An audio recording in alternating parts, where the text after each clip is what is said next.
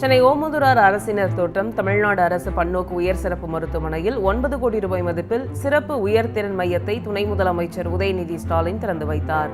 சென்னை ஓமந்தூரார் தமிழ்நாடு அரசு பன்னோக்கு உயர் சிறப்பு மருத்துவமனையில் கடந்த 2015ஆம் ஆண்டு முதல் நுண்துளை அறுவை சிகிச்சை மற்றும் விளையாட்டு காயம் பிரிவு அறுவை சிகிச்சை மையம் ஆரம்பிக்கப்பட்டு பல்வேறு நுண்துளை அறுவை சிகிச்சை மேற்கொள்ளப்பட்டு வருகிறது.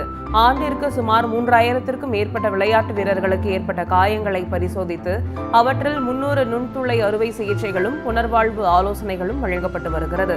இந்நிலையில் மக்கள் நல்வாழ்வுத்துறை சார்பில் 9 கோடி ரூபாய் மதிப்பில் அமைக்கப்பட்ட விளையாட்டு மருத்துவம் நுண்துளை மூட்டு அறுவை சிகிச்சை மையத்தை துணை முதலமைச்சர் உதயநிதி ஸ்டாலின் திறந்து வைத்தார்.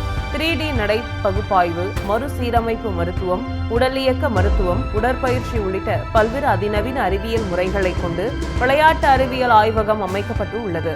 இந்நிகழ்வில் மக்கள் நல்வாழ்வுத்துறை அமைச்சர் மா. சுப்பிரமணியன், செயலாளர் செந்தில்குமார் உள்ளிட்ட துறை சார்ந்த அதிகாரிகள் கலந்து கொண்டனர்.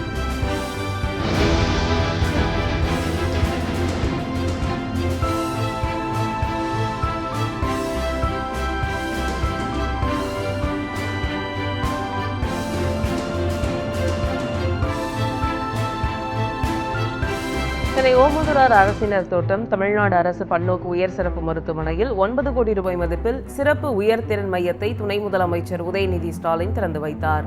சென்னை ஓமந்தூரார் தமிழ்நாடு அரசு பன்னோக்கு உயர் சிறப்பு மருத்துவமனையில் கடந்த 2015ஆம் ஆண்டு முதல் நுண்துளை அறுவை சிகிச்சை மற்றும் விளையாட்டு காயம் பிரிவு அறுவை சிகிச்சை மையம் ஆரம்பிக்கப்பட்டு பல்வேறு நுண்துளை அறுவை சிகிச்சை மேற்கொள்ளப்பட்டு வருகிறது. ஆண்டிற்கு சுமார் 3000த்திற்கும் மேற்பட்ட விளையாட்டு வீரர்களுக்கு ஏற்பட்ட காயங்களை பரிசோதித்து அவற்றில் 300 நுண்துளை அறுவை சிகிச்சைகளும் புனர்வாழ்வு ஆலோசனைகளும் வழங்கப்பட்டு வருகிறது. இந்நிலையில் மக்கள் நல்வாழ்வுத்துறை சார்பில் 9 கோடி ரூபாய் மதிப்பில் அமைக்கப்பட்ட விளையாட்டு மருத்துவம் நுண்துளை மூட்டு அறுவை சிகிச்சை மையத்தை துணை முதலமைச்சர் உதயநிதி ஸ்டாலின் திறந்து வைத்தார்.